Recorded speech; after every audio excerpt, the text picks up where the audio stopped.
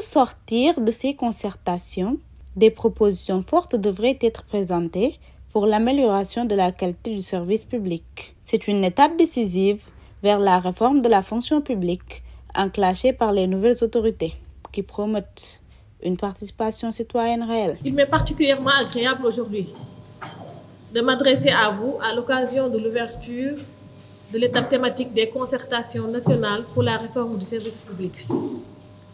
Et plus précisément à l'occasion de cet atelier de ce matin, qui est consacré à un enjeu majeur, la qualité du service public et la participation citoyenne.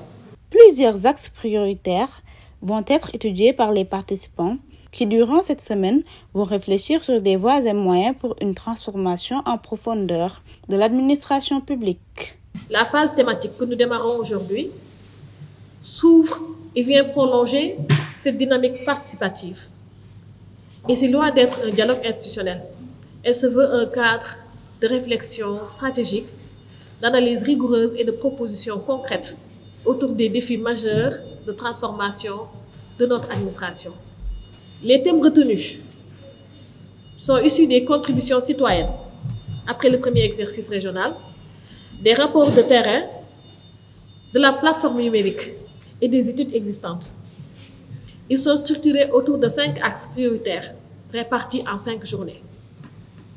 Donc aujourd'hui, lundi 12 mai, nous aborderons la qualité du service public et la participation citoyenne. Le projet est porté par le ministère de la fonction publique et de la réforme du service public. Ces concertations vont se poursuivre jusqu'au 16 avec des thématiques spécifiques en lien avec l'amélioration du service public sénégalais.